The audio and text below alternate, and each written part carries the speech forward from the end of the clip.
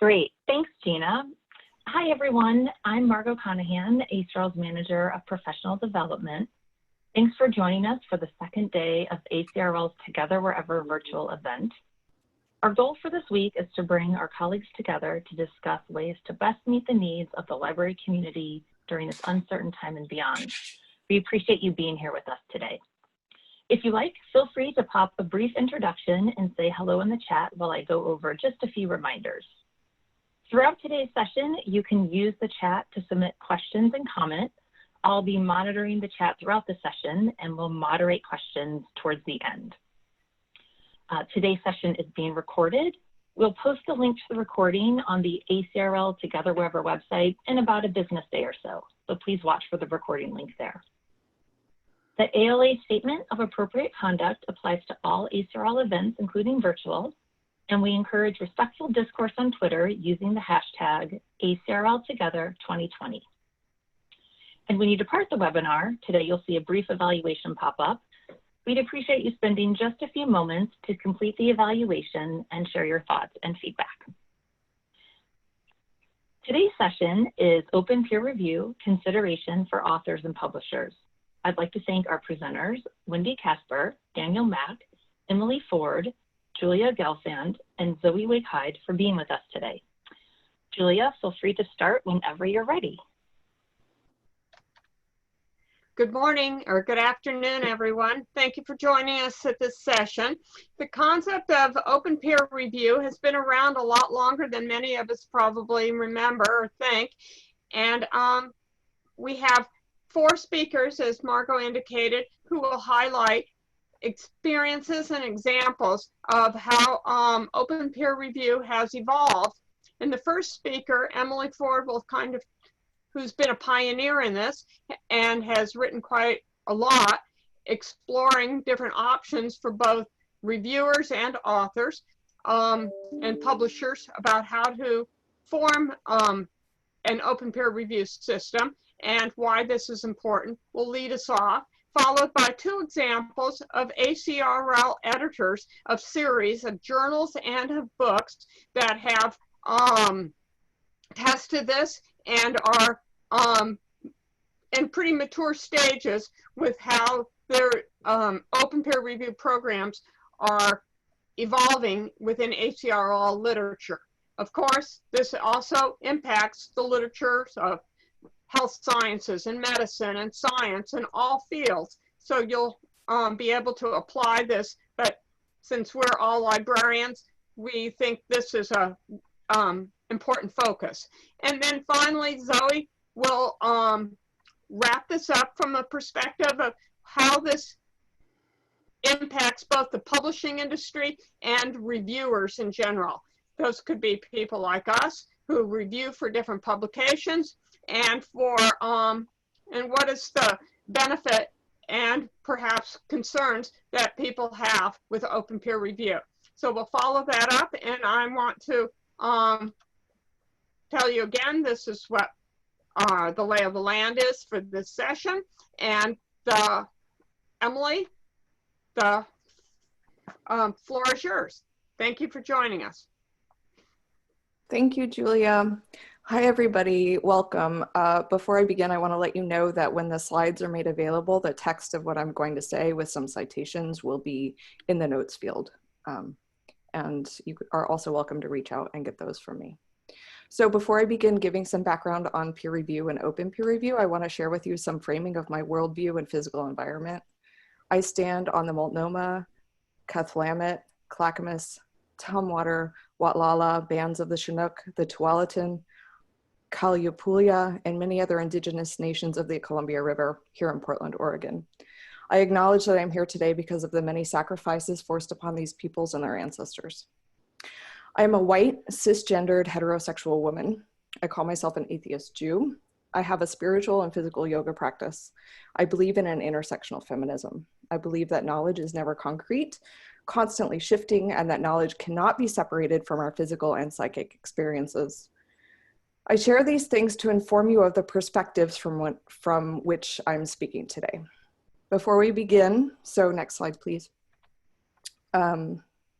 Before we begin to look at open peer review today, let's go back to the 1800s. This is what peer review used to look like. And if you look at this image, you'll see Sir Isaac Newton presiding over a meeting of the Royal Society. Peer review occurred in societies of learned white men of leisure, kind of like a country club where members would have to invite potential future members into the society. Now, don't get me wrong, there's like plenty of problems with this model, the race, the gender, the class privilege, but peer review of works in these organizations were a collective. They were based in community and it was a shared responsibility. Next slide, please. So I'm gonna gloss over a long time of history and I'm gonna move forward to the 1960s and 70s. Commercial academic publishing saw a boom and commercial publishers began to use the peer review process as a selling point to convince libraries to purchase journal subscriptions. So somewhere along the way, peer review moved from being a collective function to an individual one. It wasn't controlled by scholarly societies creating the work anymore, but it started to become being owned by commercial publishers. And the blinding in the peer review process was part of this transformation. And blinding, what I mean by that, it's a term that's commonly accepted. Some view it as an ableist term, but what it means is that reviewers and authors do not know one another's identities. So instead of being controlled by collectives of learned white men of leisure, peer review was then a kind of a commercial thing. And then there's all sorts of labor implications with that. Incidentally, what I find very interesting, there is data on the demographics of the publishing industry, and not much has changed given the hundreds of years of history here in terms of what that demographic of power is. There are some good citations in my notes. Next slide, please. So what is open peer review? I would first say that open access is not the same as open peer review, and they frequently get conflated. So an open access journal could be published, and many are published, that use opaque reviewing processes. A paywall journal could institute an open peer review process. So there have been many attempts to define what open peer review is, but there is no one true definition that exists. In fact, it has as many definitions as those who have ideas about it or notions about it. Open peer review could be a completely transparent process where authors and referees know who one another is. Open peer review could be a process where referee reports are published only at the alongside the article. Open peer review could mean that reviewers sign their reviews when they're sent to authors, but readership doesn't know who reviewed the work. It could be something as radical as allowing for open public commenting and refereeing on works just by members of the public. But the one thing that I think is important to note is that Kathleen Fitzpatrick and Avi Santo in their 2012 Mellon White paper said that open review should be dictated by a community's needs and their ultimate goal. So we must examine why we're peer reviewing alongside how we're peer reviewing. Next slide, please.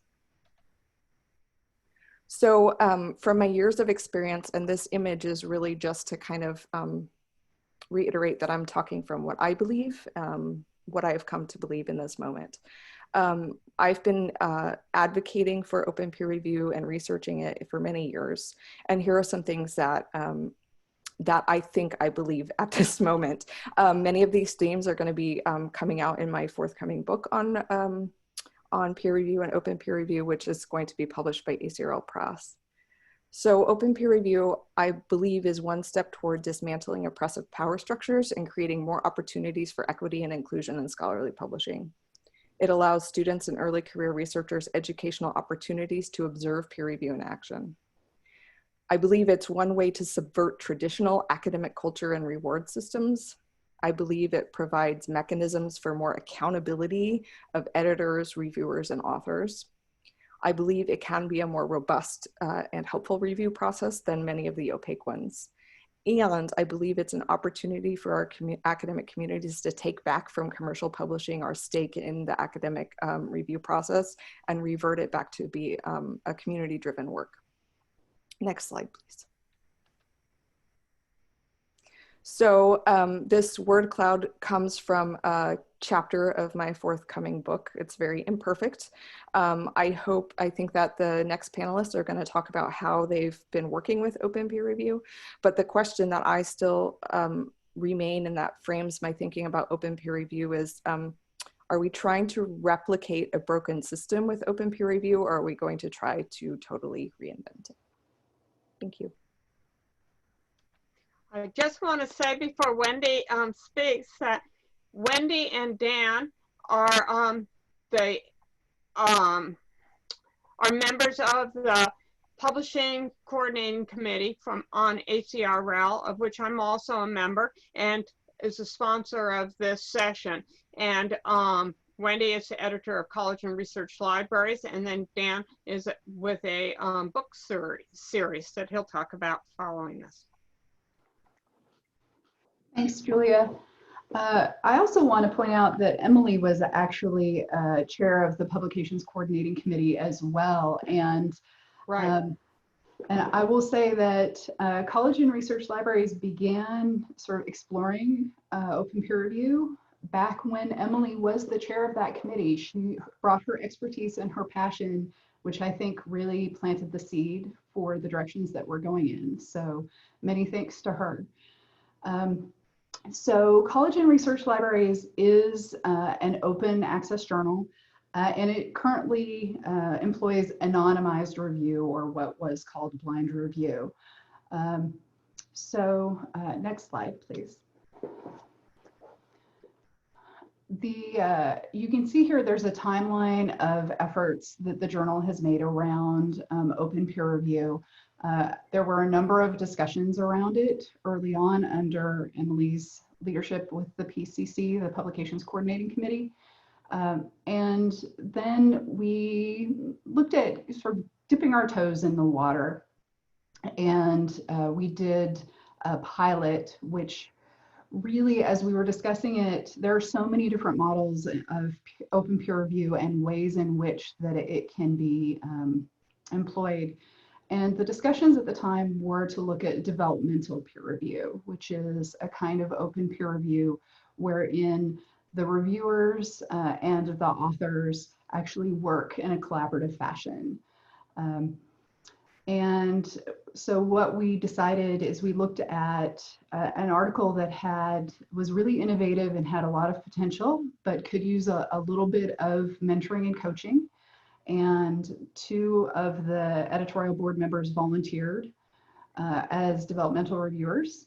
It was natural that Emily was one of those, and the other one was John Budd, who was chosen for his expertise and his role in LIS education and in his responsibility to develop library professionals. I won't go into a lot of the detail, but the article and an editorial that was jointly authored between the reviewers, the authors, and myself was published in the September 2018 issue. And so it kind of talks about us testing the waters and what process we used. More recently, extremely recently, we actually employed a bigger effort, and that is completely at the behest of the guest editors of the special issue on the value of academic libraries, Sarah Geck and Jill Becker. That came out in April 2020 and is getting a fair bit of attention. I encourage you to read it and to look at their editorial, which discusses their experience with the process as well. Next slide. So, given the title of this panel, I'm gonna rebel a little bit, and I want to focus on a key stakeholder, particularly for CNRL, which is the peer reviewers. The journal literally could not function without them. We have about 100 peer reviewers for the journal, including the board, and they're all kept pretty busy with the number of submissions that we have. And we generally have so many because of the breadth of submissions that we get. So we need to make sure we have broad expertise and experience and broad perspectives, that there is a broad representation of lived experience that people bring to reviewing. And the other thing that we've made a priority is that the assessment is impartial, which is why we've gone with that traditional anonymized review. Next slide. So as we were considering next steps to moving forward, and I looked at the reviewers that we had, it seemed critical to get their feedback. So I did an unscientific study. I really just asked for feedback from reviewers with just 2 questions. What was their perception of peer review? And I referred them to Ross Halauer's systematic review to kind of frame the definitions of it. And would they be willing to participate in open peer review? So I got informal feedback from about over 20%, and it was really varied. You can see here, there were a number of pros, but there were also a number of cons. I think that overall, I'm not going to quote just because it wasn't a scientific study, but one of the general responses was that people liked the idea, but they were really concerned about how it would be implemented. But looking at the pros and cons, and these actually address a number of different models of peer review, open peer review. So some of them have these features and some of them don't. They really liked the idea of a mentoring opportunity and the accountability or the credit, as well as just generally the transparency of the process. But there were concerns about partiality, about bullying, that some indicated they might be reluctant to criticize if their comments were made public. So as we look at this and kind of moving forward, these are things that I'm taking into account and that the board will be discussing. So the next slide kind of addresses the issue of if they would participate, and some of this I've touched on. A few said, no problem, I'll participate, no issues. Some said they wouldn't participate in any model of open peer review. And then most people kind of landed in that middle of, I like the idea, but it really depends. I will say that some of the people participating had experience with developmental peer review, and largely those were favorable, although also tending toward, it depends on what kind of support was there. So as we move to the next slide, I just want to address kind of where we're going next. We are encouraging the use of developmental peer review in the special issues, and I've had discussions with RESEC and an issue in 2022 on open and equitable scholarship. So that it looks like it's going to, that is in the planning. We're also looking at possibly incorporating the option in a regular review process. So as a reviewer reads an article or a submission, if they see it has a lot of potential and they're willing to sort of take a coaching role and develop the author, we may see about, at that point, kind of breaking the blind or de-anonymizing the process if both reviewers and authors agree. And then we need more guidance. We need to develop a framework where those questions about what it looks like are answered.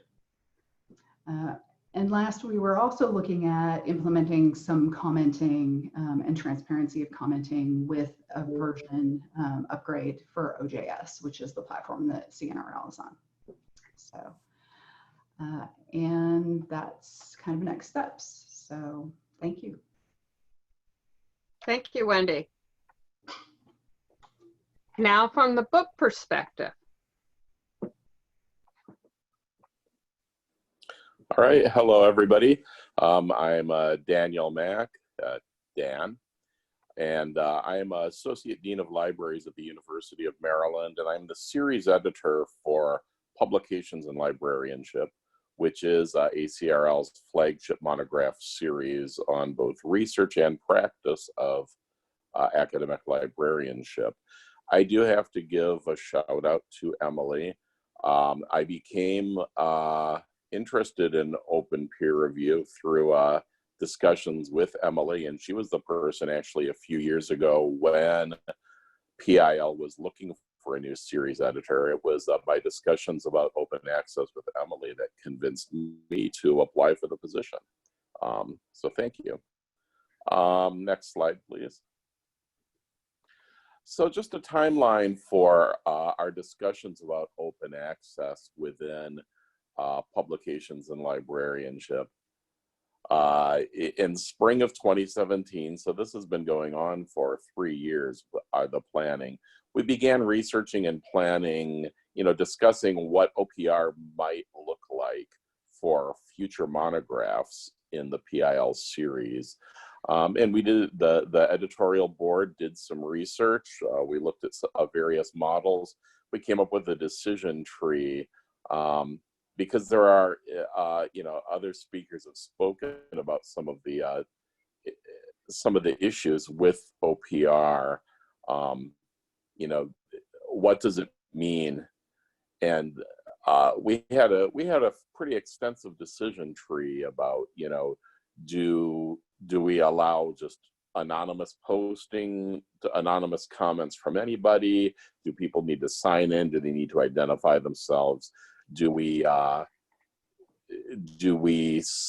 let reviewers see each other's reviews? Do the author of the manuscript know who is provided comments? All this sort of thing. So we worked for quite a while actually on the decision tree and drafted a proposal. It was approved by the PCC committee, and then in summer fall of 2018 approved by the ACRL board of directors. And we spent the following year kind of refining and finalizing the process. And this past winter, we began actually practicing OPR with our first OPR manuscript. So next slide, please. So we've already heard a little bit today, actually a lot about why open peer review. But it does, it obviously provides an alternative to traditional double-blind peer review. It does encourage transparency.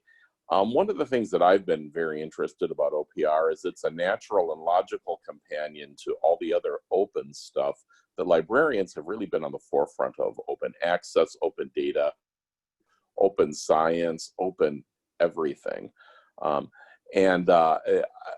Open peer review, there are so many studies on the faults of the traditional double-blind peer review, everything from embedded classism and racism in the process to just practical problems. So I think open peer review, we've decided really does seem like a logical next step. So next slide, please. So we had some practical considerations as we were planning this. And as I said, what does open mean? And just a couple of issues. Who can review? Who can see reviews? We did decide that we would let pretty much anybody make comments. We've asked them to identify themselves so we can see who comments are coming from. And right now, as we finish our first manuscript and begin with our next, which I'll get to in a minute, anybody can comment on the manuscript. The editorial board is reviewing the comments before we send them to the author, primarily so that we're just not getting trolled, which unfortunately in this day and age is a consideration. So how are we soliciting reviewers? well, ACRL Insider, ACRL social media, and other venues have been posting blurbs. And we've done a lot of virtual word of mouth. The PIL editorial board has reached out to personal contacts. We've also reached out to past authors and editors of previous publications and librarianship works and asked them to serve as reviewers for manuscripts. And the issue of platform, you can do this high end like PLOS does. You can do it on a shoestring, which we ended up doing. We considered some options like, using WordPress, things like that. And we ended up, at least initially, just like I said, going with the shoestring budget. And we're using Google Documents. It's worked pretty effectively, I think, for our first manuscript. Whether we continue with that in the future remains to be seen, but it's been fairly effective for now. Next slide, please. So our pilot OPR manuscript, and again, Emily Ford, Stories of Open, opening peer review through narrative. What could manuscript and for our pilot OPR project in publications and librarianship. So this was announced in February, and we had the review period open through late March, about a 6-week period. And again, we did solicit reviews through ACRL, PIL, board contacts, past authors, and we were rolling along, and then the pandemic hit, right as we were just getting started. So could we go to the next slide, please? A lot of this was done during the initial period of the COVID-19 pandemic. And when, I had received several inquiries from potential reviewers in February saying, just asking questions and saying that they would be commenting. And then everybody's institutions began involved in a response to the pandemic, which for nearly all of us included taking most or all of our services and collections out of the physical realm and moving online. We did actually extend the review period for a while. We did receive a couple of OPR reviews, and then we included comments also from the editorial board. And those have been forwarded to the author. A couple of weeks ago, we actually went live with our next OPR manuscript, which will be open for peer review through July 13th. And we've got a link right there, and it's a work on ACRL's framework. So I encourage people to take a look at that.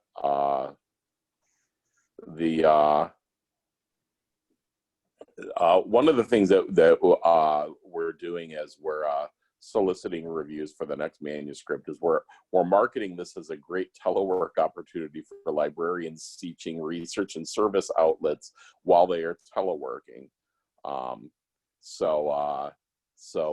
This is something that it has actually resonated with some people who I've contacted already. They said, "Oh, great, that's something that I can do, from home." So we'll be moving forward with that. I've got a request in chat to include the link in chat. So if somebody can do that for me, that would be great. And in the future, we are, considering possibly, at least for a while, a couple of tracks for future PIL manuscripts, both an open peer review track and the traditional review by the PIL editorial board. And I see that's been posted in the chat. So thank you very much for posting the link. And next slide, please. Oh, Okay. So I'll just wrap up and say, you know,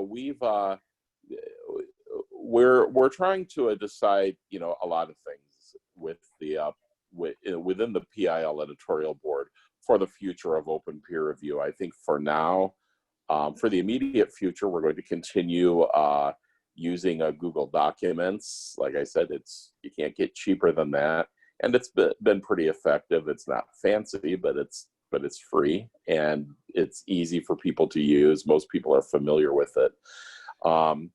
We are constantly refining the process, so what the reviews look like in the future. All of those things we're open to suggestions from anybody. So if you have any ideas, please go ahead and contact me. The board would love to hear them. Thank you. Thank you, Dan. Zoe.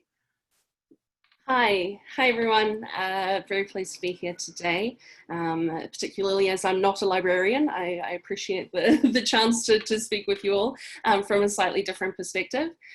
So my name is Zoe. I'm the Assistant Director with the Rebus Foundation. We are a charitable organization based in Montreal, and we have a mission to reimagine publishing on open principles. And we have two major projects that do that, one of which really informs my experience with open peer review, and that is the Rebus community. And you can head to the next slide, please, Julia.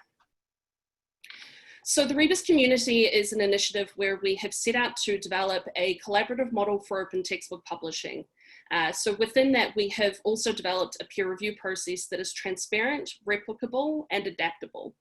And those are kind of the three principles that inform everything we do. So the peer review process we've created was developed by working hands-on with at least a dozen projects going through peer review, and there continue to be more and more who've undertaken our process. And the process is fully documented in our guide, along with all the other phases of the publishing process people undertake when they're creating open textbooks. The approach we've taken is to really break down the different pathways that you can take through peer review, present lots of different options, and then support creators to choose what works best for them. We really believe that the choices you make during the publishing process have to be informed by the context that you're working in, and there's no one-fit solution for everybody. When it comes to open specifically, as the other presenters here have mentioned, that can mean many different things. For us, it can mean that a review process is non-anonymous. It can mean that it is public, and or that it's open for anyone to join. So a public process might still only have a kind of select group of reviewers. And what we've found is that when people undertake these different versions of review, what comes out is that peer review becomes far more of a collaboration between reviewers and authors. That particularly comes with reviewers addressing authors directly. We've noticed that there's a shift in language, and there's an awareness of the impact of the words when you are in conversation more directly with the creator, and vice versa. Authors have also found that they have more opportunity to engage, respond, and explore with a reviewer when something is brought up. And that kind of depends on the approach you're taking. It may be that a reviewer delivers a report and there's no engagement, but similar to what Dan was saying, when you're working in Google Docs, we have seen that there are conversations that evolve between authors and reviewers in really exciting ways. And the other thing we found is that reviewers become really invested in the project, and a lot of them have found other ways to contribute. So in the context of open textbooks, there's a lot of opportunity to contribute.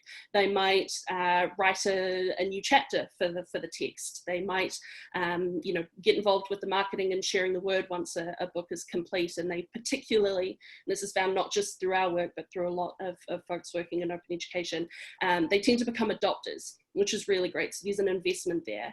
And overall, we find that approaching peer review as a collaboration and ensuring that everybody understands it to be that kind of a process makes it more people-centered, rather than having reviewers analyze a work in a vacuum. There's more context, there's more humanity in it. And so people become invested in a common goal, and that just makes the text stronger. We've had a number of authors express that it's been one of the best review processes they've ever been through, which is a really fantastic response, and we're constantly taking on board other feedback to make sure we improve and evolve the process.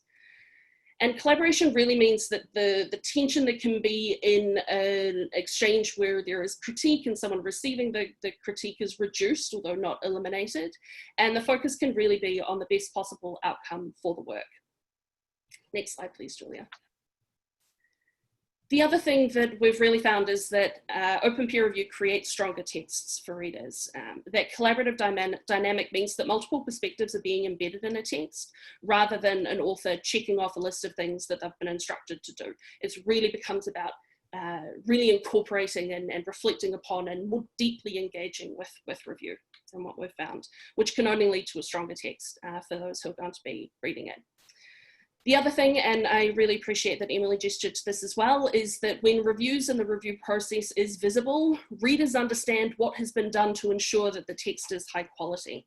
In open education, that includes people who are reading a text in order to adopt it, which is one kind of reader, but it's also really important for students, particularly those who are interested in pursuing an academic career, that the process is demystified, that it's kind of breaks down the black box of publishing where you're not quite sure what happens, and that what comes out the other end is you know, a perfect capture of knowledge. So it allows people to understand how knowledge is constructed, and then also see that they have a place to participate in that knowledge production as well. Next slide, please, Julia. Thank you. And I really want to echo what Emily said earlier about the benefits of open peer review. I really share her belief in the good that it can do. However, in approaching anything to do with openness, I always stress that openness in itself is not an unmitigated good. It is not the same as equitable. To me, it is a tool that allows us to achieve certain goals, amongst them a more equitable system of knowledge creation and access to knowledge worldwide.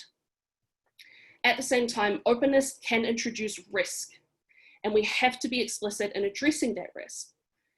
A lot of this work happens online, and so there is a parallel between openness in the kinds of processes we're talking about and openness on the internet, and you know, the internet being dark and full of terrors. I could go on for a long time about that, but I hope that you understand the risk that's introduced there. And so when you're doing peer review, you have your name, your face, your words available publicly as part of a public record, and for a long time. There's risk there, particularly when there's a power relationship. And the power relationship is between authors, reviewers, and editors, and it's governed by the wider structures of academia and the norms that go along with that. And the most important thing here is to understand that the risk is borne far more by those who are already marginalized within academia. That means people of color, queer and trans people, people with disabilities, immigrant communities, people who are already put on the margins, forced to the margins within academia, are more likely to be affected by this risk and to face wide-ranging personal and professional consequences. If you don't understand what those consequences can be, I strongly encourage that you seek out and listen to the people telling their stories about their experiences in academia. Just one example is, over the past few days, the hashtag on Twitter, Black in the Ivory, has been an incredible sharing and generosity of storytelling to help understand those of us who aren't on the receiving end of the kind of interactions that a lot of people face, that we can hear those stories and really take them on and understand how to address them. So even if we do assume that the vast majority of interactions in open peer review do happen in good faith and without issue, we have to recognize that even a small number that do can have a significant impact, and those are going to be felt by people who are already impacted by the structures of academia. So when we're designing a system, and we have the place here to design, we have to think explicitly about how that system can be used for harm and address that right up front, not wait until there is a problem. Next slide, please, Julia.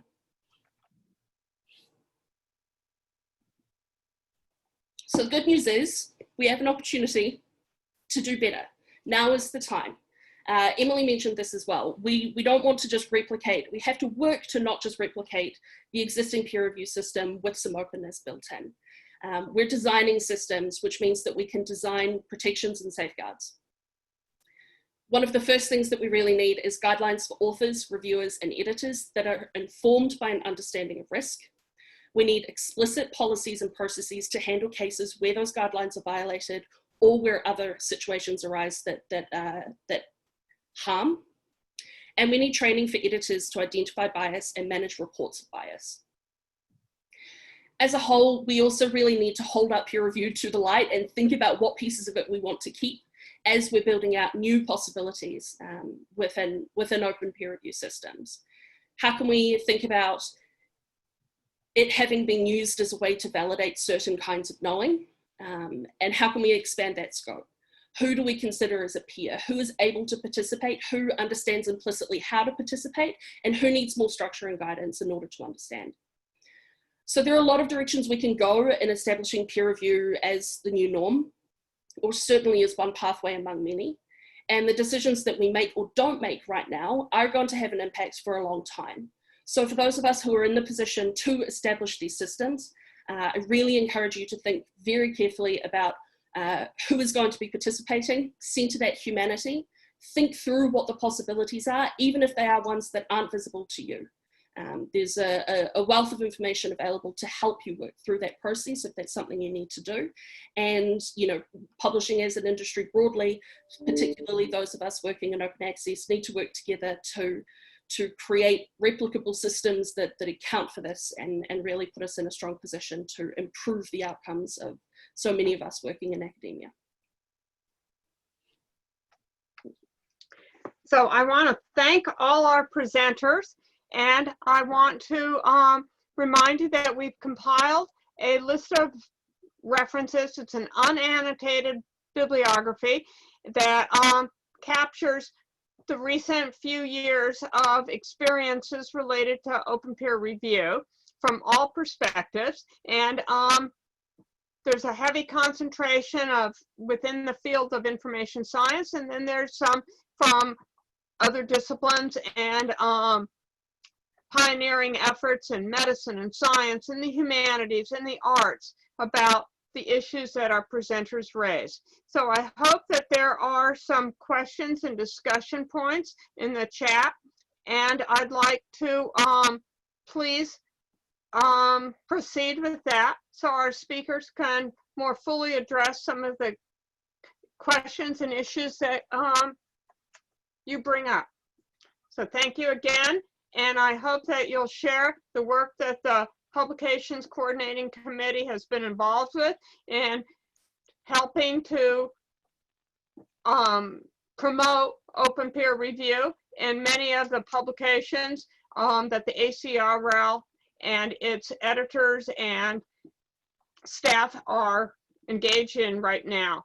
This is a very exciting time to be an author and also to be a publisher and a reviewer and see all the aspects of this. So let's move to the questions. Are there some in the queue, Margot? Yeah, Julia, and while people hopefully are adding some more questions or comments to the chat, there was a question that came in during the presentation asking whether there is a mixed method of review where reviewers may choose their process of preference.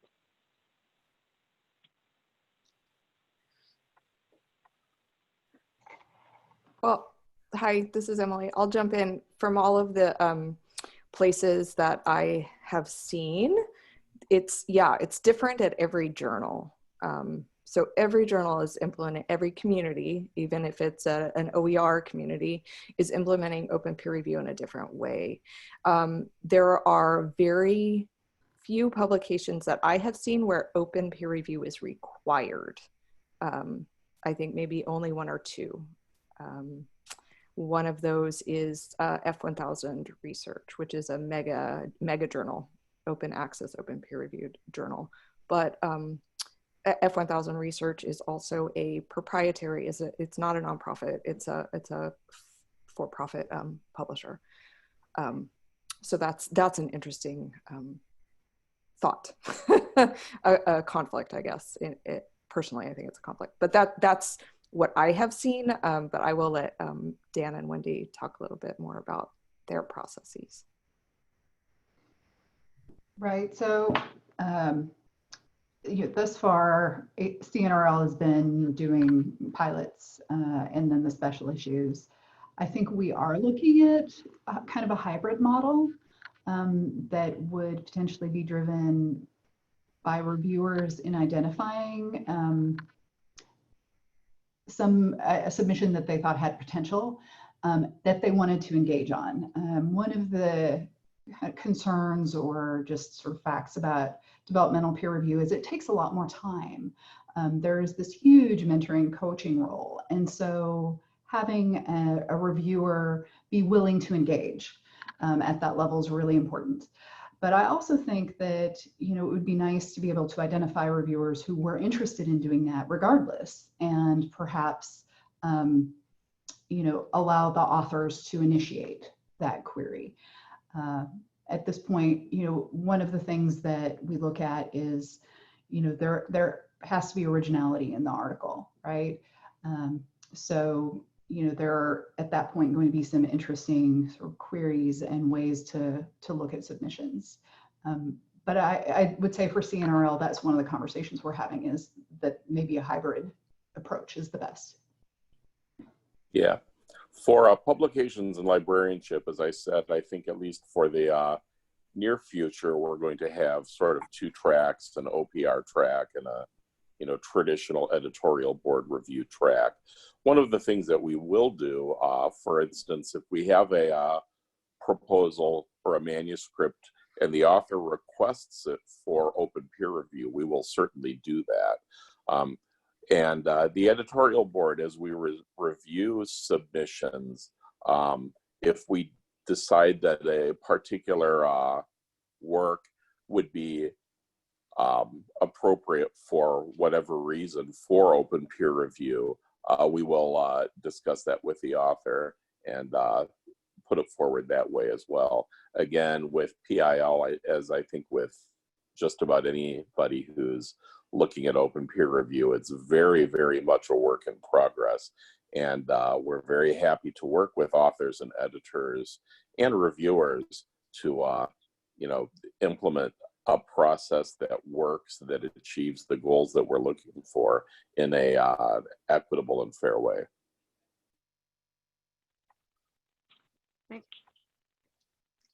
Thanks. And a follow-up that came into that question, someone is asking, where journals do both, who makes the decision whether to use open peer review or anonymized review for each article?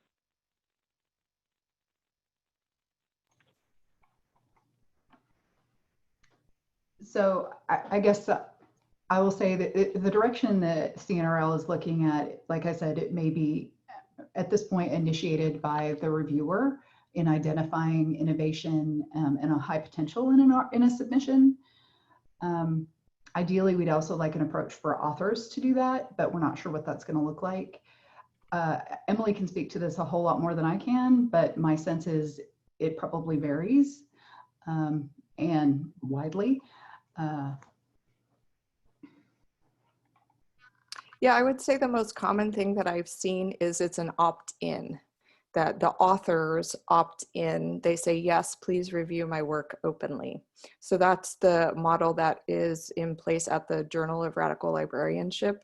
That's the model that's been initiated by PLOS One, where I shared that blog post. They've been doing it for a year, where authors can opt in, and then the reviewers also have to opt in at PLOS One. So even if the authors say they want to participate, if the referees don't decide to disclose, then there's no open review.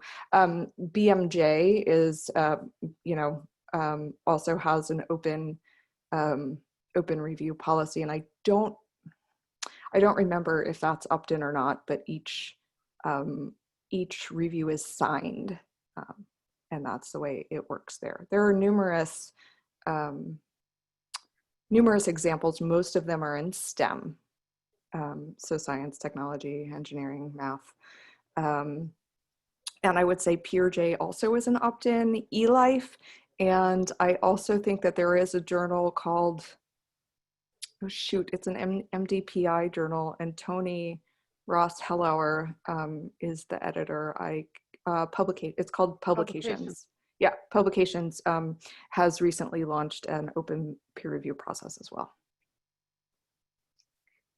And we tried to capture many of these examples as they've written about them in the list of references, so you could find those there. Additional questions, please? Yes, so another question that came in was, I wonder if there's any concern about peer reviewers seeing each other's reviews and being influenced by them. Are there any ethical standards that address this?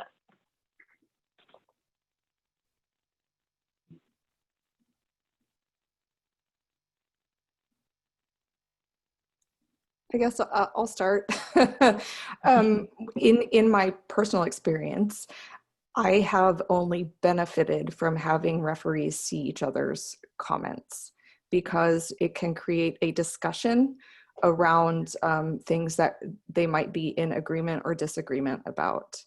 I don't know that there are any particular ethical standards. Any ethical standards or guidelines, I think, community-wide would be created by COPE, the Committee on Publication Ethics, and their ethical guidelines for peer review exist, but there are not really many, they don't have guidelines for open peer review at this point.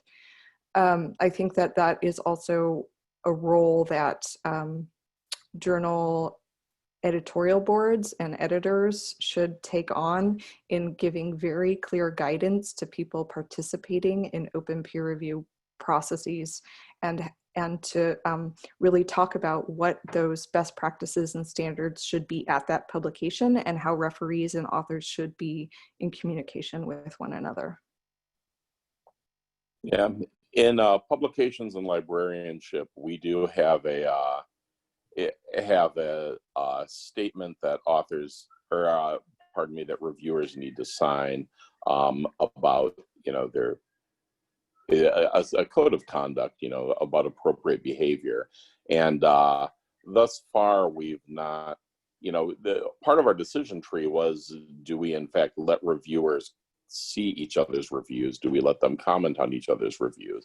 And right now we are permitting that.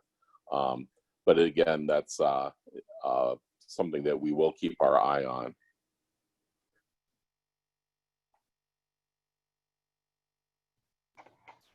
So I think for developmental peer review, everybody's involved in that dialogue, and the results that we've had have been largely positive.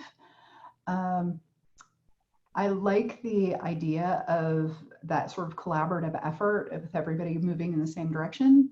And I also like the idea of having reviewer comments be part of the dialogue.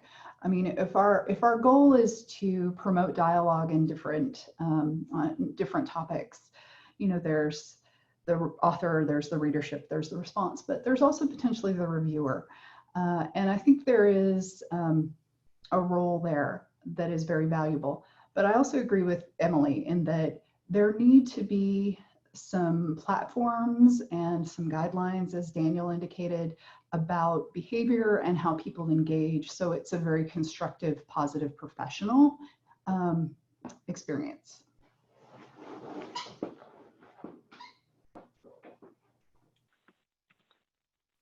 Thanks. Another question that has come in through the chat is someone wondering about the reasons for the terminology developmental peer review versus open peer review. So again, probably Emily or Zoe can discuss this at length, but since I think I'm the person who addressed it, I'll start.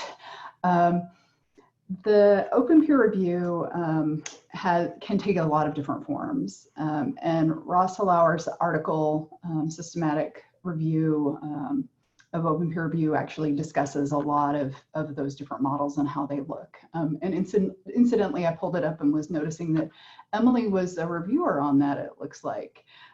So hey, small world. For our purposes, I think that we wanted, CNRL particularly wanted to be able to play a role in terms of mentoring authors, in terms of, you know, being able to grow the literature and the research expertise. And because our focus tends to be research intensive for the most part, we were getting submissions that needed a little help in that area. And we thought developmental peer review would be a really good way to address that and give sort of invest in the profession and in new researchers.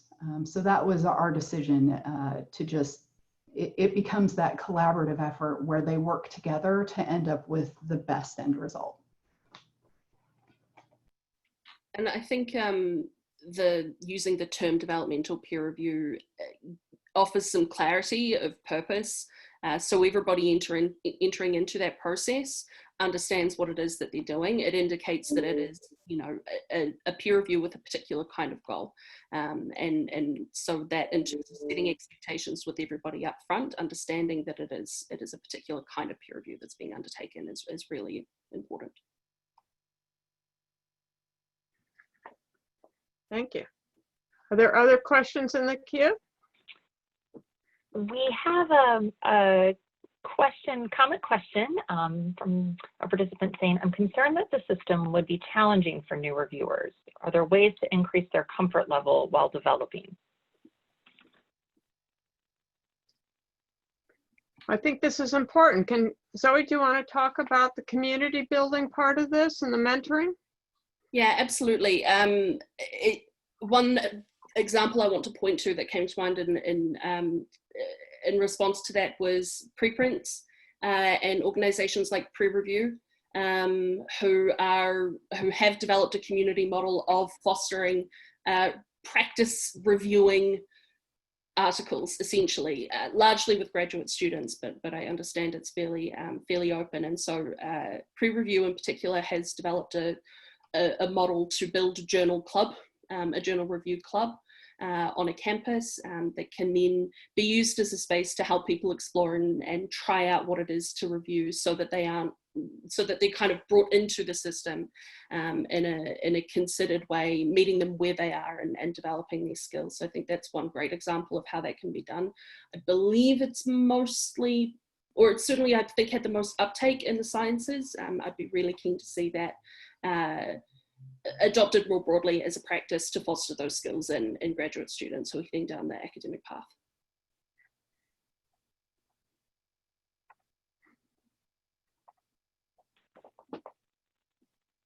Thanks. And I see we're getting close to the top of the hour. I see one more question that maybe we can address, and if anyone has any final questions or comments to pop in the chat. But we have a question asking, can you address the double-blind process in open review? I would ask for clarification on that question because a double-blind or opaque process is not open peer review. So if there could be clarification, that'd be great.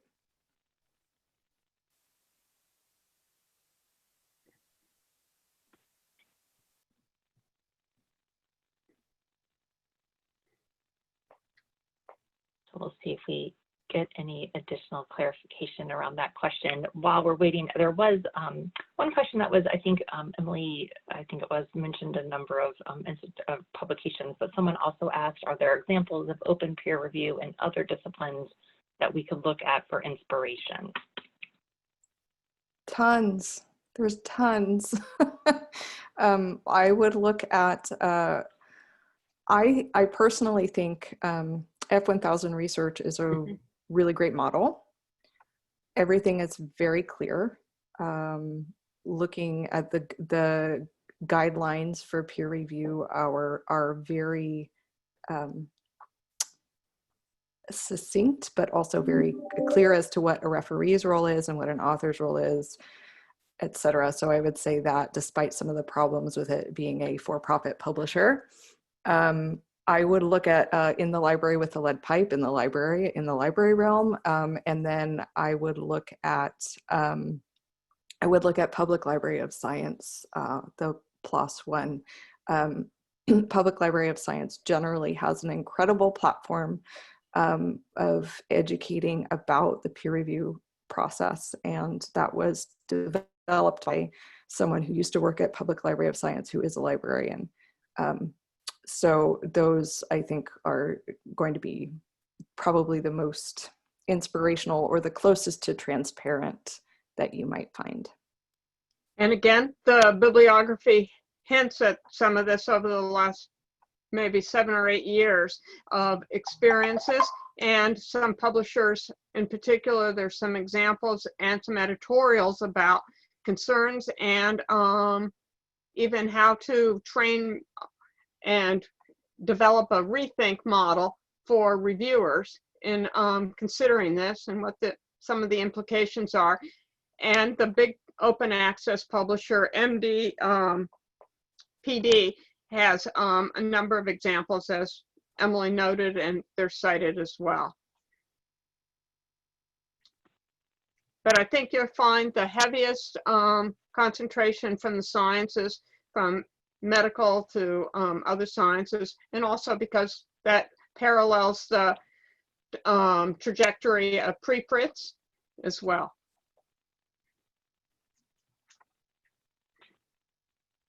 Thanks, and I see one last question that maybe we could close the session out with, and that's asking, is there a way to remove bias of the knowledge of the other reviewer? I still see ways that bias could become an issue due to the knowledge of identity of the other. If there's any thoughts on that.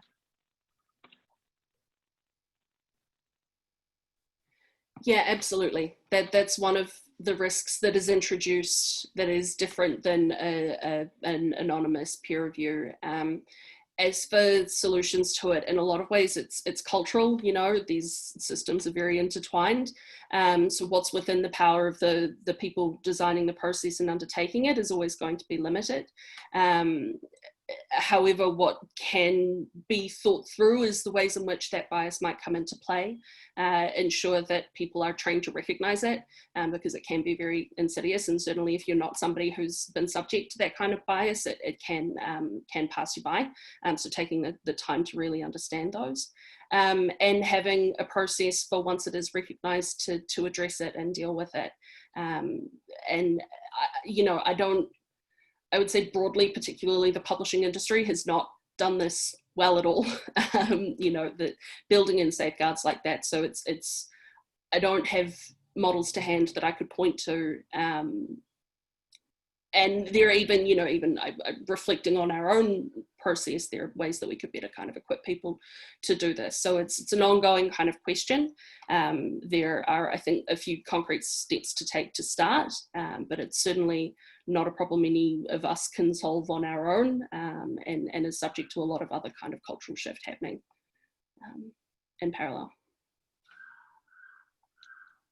Yeah, I would say the one other thing, thank you, Zoe, I agree with everything.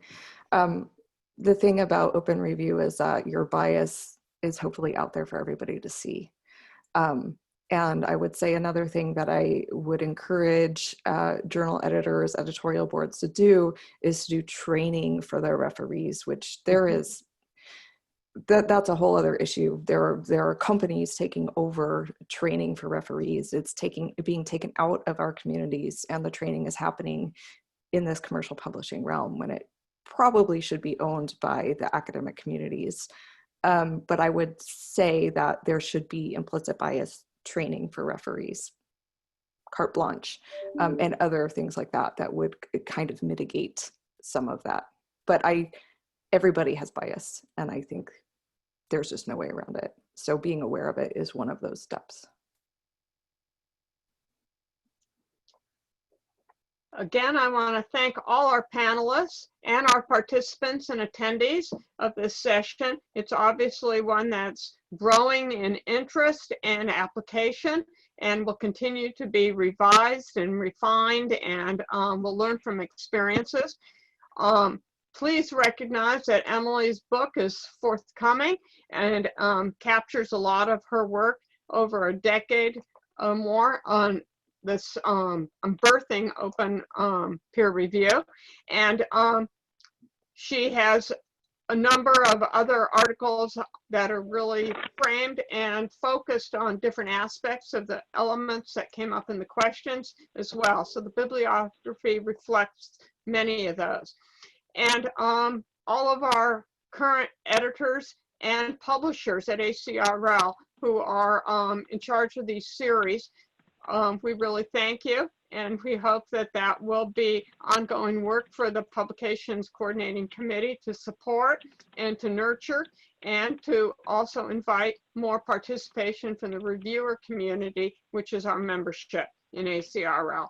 So again, think of the opportunities and situations that are posed from the Rebus community and how that has really tried to influence successfully what's happening across academia, K through 12 education, and other realms to be able to release information efficiently, safely, and effectively in our public domain.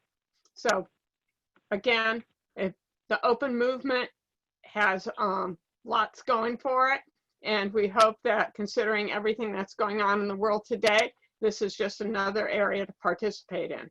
So thank you so much again, and we look forward, if you have more discussion and listen to the tape, that you'll continue the dialogue. So thank you again, ACRL headquarters, for sponsoring this, and we look forward, as I said, to ongoing dialogue.